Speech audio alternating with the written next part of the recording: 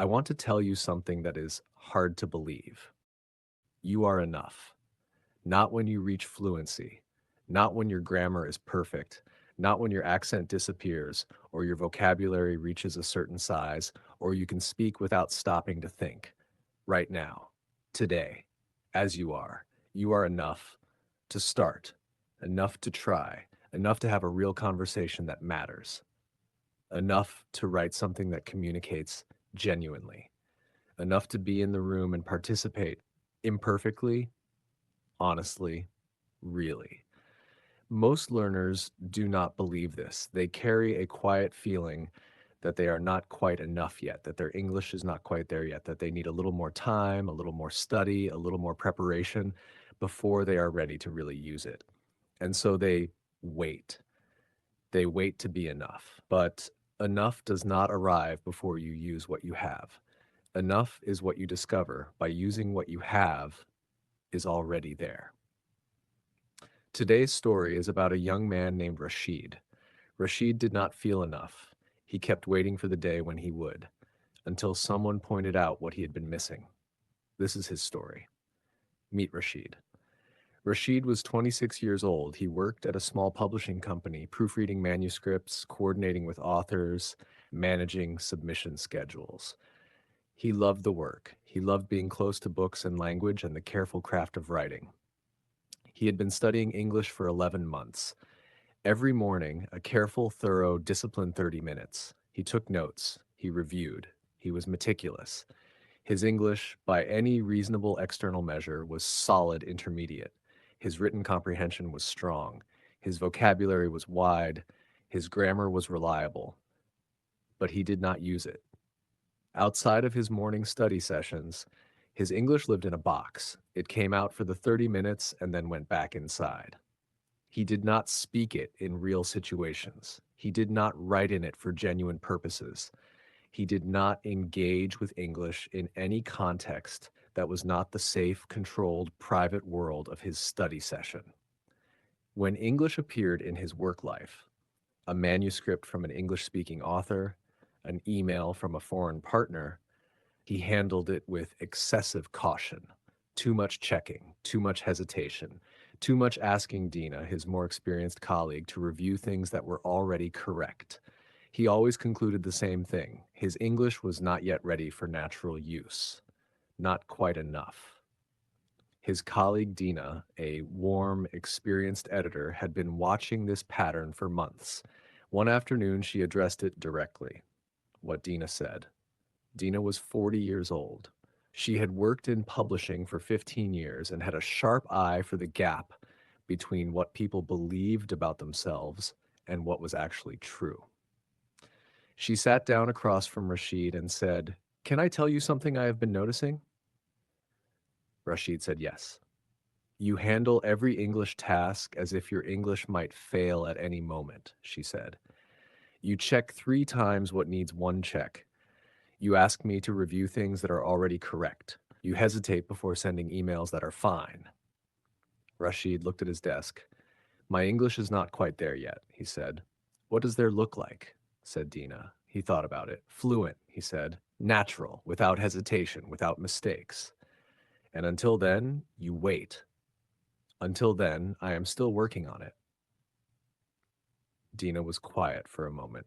"Rashid," she said, "the last email you wrote in English to the author in London, I read it. It was clear, warm, professional, and completely accurate. The author replied immediately and said working with you was a pleasure." He had seen that reply.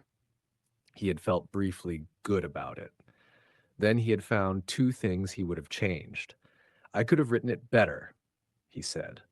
"Could have," said Dina. "But it was good enough to build a genuine relationship with an international author, which is the purpose of the email." She looked at him directly. "The English you have right now is enough for the work in front of you. You do not need fluency to use it. You need to believe it is enough." Lesson 1. Redefining enough. That evening, Rashid sat at his desk and thought about Dina's words. What did enough actually mean? He had been defining it as no mistakes, no hesitation, no gaps, natural and perfect and finished. But was that realistic? Was anyone's language use actually like that? He thought about the people around him whose English he admired. Dina in other languages, colleagues he respected, the authors he worked with. None of them were mistake-free. All of them hesitated sometimes. All of them had gaps, but they used their language confidently despite those things. They were not waiting to be perfect before engaging. They had decided somewhere at some point that what they had was enough to work with. He thought about his own English. 11 months of careful, meticulous study, written comprehension strong, vocabulary wide, grammar reliable. Maybe, he thought carefully, enough did not mean finished. Maybe enough meant sufficient for what is needed right now, adequate for the task in front of me, good enough to engage and let the engagement build the rest. He wrote in his notebook, redefining enough. Not perfect, not finished, sufficient for the task in front of me today. I am enough for the email. Enough for the conversation, enough to begin using what I have already built. Daily English sentences. Repeat after me. I am enough for the task in front of me right now. Enough does not mean perfect. Enough means sufficient. I have enough English to engage. The engaging builds the rest. I stop waiting to be finished before I start being useful. Um, I redefine enough. It is closer than I thought. I am enough. I begin from that truth today. Using what I have is how I discover how much I have. Lesson 2. Using what he had. The next day, Rashid decided to use what he had. An English-speaking author sent a brief note asking for a status update. Previously, Rashid would have drafted the reply, checked it twice, asked Dina to glance over it, then sent it. This time, he drafted it. Read it once. Sent it. 30 seconds of checking instead of 10 minutes. The author replied warmly. The reply extended the conversation naturally. A second English email came in that afternoon. He answered it himself, directly, without Dina, without triple checking. 2 English tasks handled directly, both producing positive responses.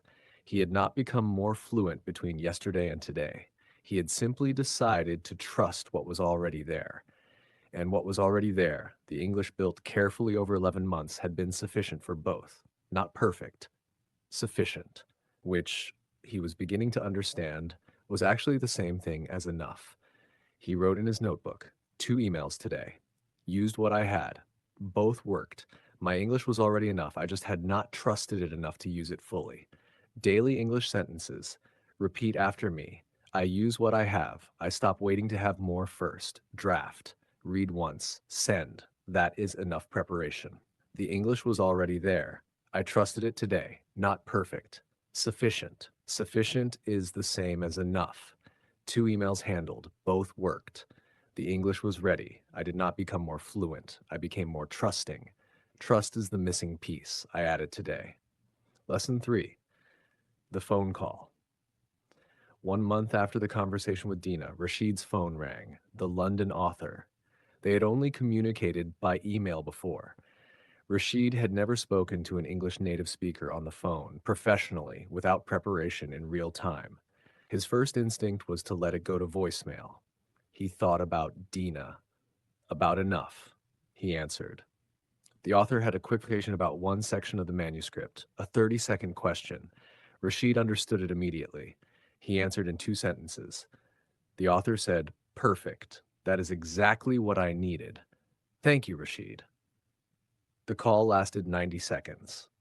Rashid put the phone down. He thought about the voicemail he had almost let happen, about the version of himself that would have listened carefully, composed a written reply, spent 20 minutes on something that had taken 90 seconds spoken. He thought about enough.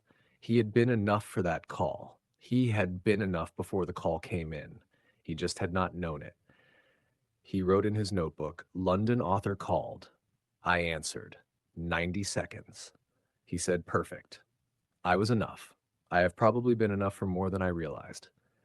Daily English sentences. Repeat after me. I answer. I do not let it go to voicemail. 90 seconds of real spoken English. I handled it naturally. Perfect. My English was enough for that moment. I was enough before the call came. I just did not know yet. I have probably been enough for more than I realized. Answering is the only way to discover what you are capable of. Enough is not something you reach, it is something you discover. Lesson 4. 6 months. What believing changed? 6 months after Dina's conversation, Rashid looked at how his English life had changed. Not just his English level, that had improved meaningfully through consistent use, but something more significant. He measured the change in engagement. Before Dina, almost no direct English interaction outside of study sessions. Everything cautious, everything overchecked, everything routed through Dina when possible. After, 4 phone calls with international contacts handled directly. 3 author relationships managed entirely in English on his own.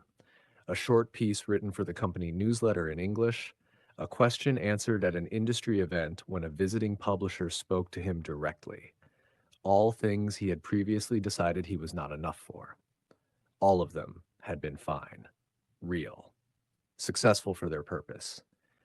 And through all that use, something had happened that no amount of additional study had produced. Naturalness, not fluency, a growing ease, a decreasing gap between what he knew and what he could produce in real time. Confidence that had come not from studying more, but from trusting more and using more. He wrote in his notebook, 6 months of believing I was enough. Used English more in 6 months than in 11 previous months of study. The use built the ease. The ease built confidence. It starts with believing you are enough. Daily English sentences. Repeat after me. 6 months of believing built more than 6 months of preparing. Use builds ease. Ease builds confidence. It begins with belief. 3 author relationships managed entirely on my own in English. Not perfect, sufficient. That is always enough. Naturalness came using, not from more studying. I believed I was enough, then I acted from that belief. Believing you are enough is where everything begins. Final words. You already are. Rashid's story is simple. He had built real English over 11 months, then waited, quietly, privately, for it to feel finished enough to use. Until Dina said one thing. The English you have right now is enough for the work in front of you.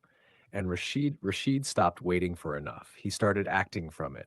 6 months later, phone calls answered, author relationships owned, a newsletter piece written, a conference question handled, all built not from more study, but from trusting what the study had already produced.